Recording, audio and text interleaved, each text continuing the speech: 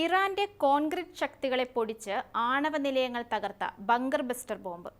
Iran Israel സംഘർഷത്തിനിടയിൽ US പ്രയോഗിച്ച ഈ അതിഭീകരൻ വൻ വാർത്തയായിരുന്നു. മാസീവ് ഓർഡിനൻസ് പെനട്രേറ്റർ എന്നറിയപ്പെടുന്ന GBU-57 എന്ന ബോംബാണ് US ഇറാനിലെ ആണവ കേന്ദ്രങ്ങളിൽ വർഷിച്ചത്. ഇത്തരത്തിലൊരു ആയുധം ഇപ്പോൾ ഇന്ത്യയുടെ പക്കലില്ല.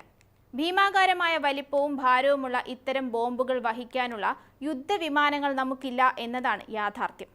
ഇത്തരം ആയുധങ്ങളെ ലക്ഷ്യസ്ഥാനത്തേക്ക് എത്തിക്കാൻ മറ്റൊരു സുരക്ഷിതമായ മാർഗമുണ്ട്. അതാണ് മിസൈലുകൾ. നിലവിൽ സ്റ്റെൽത്ത് സാങ്കേതികവിദ്യയുടെ ബോംബർ കൈവശമുള്ള ഏക രാജ്യം അമേരിക്കയാണ്. ലോകത്തെ ഏത് ഭൂഖണ്ഡങ്ങളിലും ചെന്ന് ആക്രമണം നടത്താൻ US ബോംബർ വിമാനങ്ങൾക്ക് സാധിക്കും. നിലവിൽ ഇന്ത്യക്ക് ഇത്തരത്തിലൊരു വിമാനമില്ല. വിദൂര പ്രദേശങ്ങളിലേക്ക് ആക്രമണം നടത്താൻ മിസൈലുകളെയാണ് ഇന്ത്യക്ക് അതിനായി ആശ്രയിക്കാനാവുക. ശക്തമായ കോൺക്രീറ്റ് കവചങ്ങളെ മറികടന്ന് ടണലുകൾക്കുള്ളിലും ബങ്കറുകൾക്കുള്ളിലും തന്ത്രപ്രധാനമായ ഭൂഗർഭ താവളങ്ങളും കേന്ദ്രങ്ങളിലും ആക്രമണം നടത്തുക എന്ന ഉദ്ദേശത്തിലാണ് ബങ്കർ ബസ്റ്റർ ബോംബുകൾ ഉപയോഗിക്കുക. സാധാരണഗതിയിൽ ബോംബുകൾ പ്രയോഗിക്കുക അതിനായി തന്നെ രൂപകൽപ്പന ചെയ്തിട്ടുള്ള ബോംബർ യുദ്ധവിമാനങ്ങളിൽ നിന്നാണ്. നിലവിൽ ഇന്ത്യയുടെ ഭൂഖണ്ഡാനന്തര ബാലിസ്റ്റിക് മിസൈലായ അഗ്നി 5നെ പരിഷ്കരിച്ച് ബങ്കർ ബസ്റ്റർ പോർമുന വഹിക്കുന്ന മിസൈൽ വികസിപ്പിക്കാൻ ഒരുങ്ങുകയാണ് രാജ്യമെന്നാണ് പുറത്തുവരുന്ന വിവരങ്ങൾ. കൃത്യമായ സ്ഥലത്ത് കൂടുതൽ ആഘാതമുണ്ടാക്കുന്ന ആയുധം വികസിപ്പിക്കുക എന്ന ലക്ഷ്യത്തിലാണ് അഗ്നി മിസൈലിന്റെ പുതിയ പതിപ്പൊരുങ്ങുക. ഇന്ത്യയുടെ ഏറ്റവും അടുത്ത പാകിസ്ഥാനിലെയും ചൈനയിലെയും തന്ത്രപ്രധാനമായ ലക്ഷ്യങ്ങൾ തകർക്കുക എന്നുള്ളതാണ് ഇതിന്റെ പ്രധാന ലക്ഷ്യം.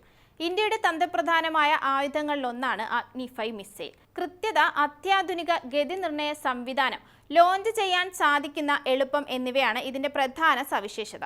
പുതിയ അഗ്നി മിസൈലിന് 7500 കിലോയോളം ഭാരമുള്ള പോർമുന വഹിക്കാനാകും. പേലോഡിന്റെ ഭാരം കൂടുന്നത് കൊണ്ട് തന്നെ മിസൈലിന്റെ പ്രഹരപരിധി അല്പം കുറയും. നിലവിൽ അഗ്നി 5 മിസൈലിന് 5000 കിലോമീറ്ററിനപ്പുറം വരെ ആക്രമണം നടത്താൻ സാധിക്കും. എന്നാൽ പുതിയ മിസൈലിന് പരമാവധി 2500 കിലോമീറ്റർ ദൂരെ വരെ മാത്രമേ ആക്രമണം നടത്താനാകൂ. ശത്രുക്കളുടെ കമാൻഡ് ആൻഡ് കൺട്രോൾ സെന്ററുകൾ, തന്ത്രപ്രധാനമായ അടിസ്ഥാന സൗകര്യങ്ങൾ, അതിസുരക്ഷാ സംവിധാനങ്ങൾ ഉപയോഗിച്ച് നിർമ്മിച്ചിട്ടുള്ള സൈനിക കേന്ദ്രങ്ങൾ തുടങ്ങിയവ ആക്രമിക്കാനായാണ് പുതിയ മിസൈൽ വികസിപ്പിക്കുന്നത്. ഇറാനിലെ ആണവ കേന്ദ്രങ്ങൾ പോലെ മിക്ക രാജ്യങ്ങളും അവരുടെ തന്ത്രപ്രധാനമായ നിർമ്മിതികൾ ഭൂനിരപ്പിന് അടിയിലാകും സ്ഥാപിക്കുക.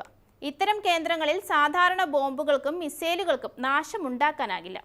ഇന്ത്യക്ക് അതിനും സാധിക്കുമെന്ന് ലോകത്തെ അറിയിക്കുകയാണ് പുതിയ മാറ്റങ്ങളുടെ പ്രധാന ലക്ഷ്യം. ഭൂമിക്കടിയിൽ 80 മുതൽ 100 മീറ്റർ വരെ ആഴത്തിലേക്ക് അകത്തു കടന്ന് സ്ഫോടനം നടത്തുന്ന പോർമുനയാണ് മിസൈലിന് ഉണ്ടാവുക.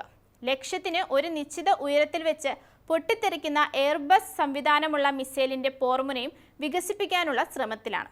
ഇങ്ങനെ പൊട്ടിത്തെറിക്കുന്ന മിസൈലിൽ നിന്ന് പുറത്തു വരുന്ന ചെറിയ മൂർച്ചയേറിയ ശകലങ്ങൾ അതിവേഗത്തിൽ സമീപത്തുള്ള മിലിറ്ററി വാഹനങ്ങൾ, വ്യോമത്താവളങ്ങൾ, തന്ത്രപ്രധാനമായ സംവിധാനങ്ങൾ ഉൾപ്പെടെയുള്ളവയ്ക്ക് കൃത്യമായ നാശമുണ്ടാക്കും.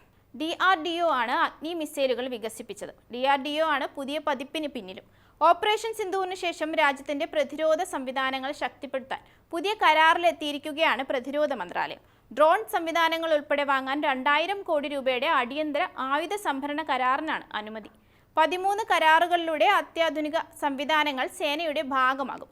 പാക് അതിർത്തിയിലടക്കം പ്രതിരോധ സംവിധാനങ്ങൾ കൂടുതൽ കരുത്ത് നൽകാനാണ് പ്രതിരോധ മന്ത്രാലയം പുതിയ കരാറിലേക്ക് എത്തുന്നത്.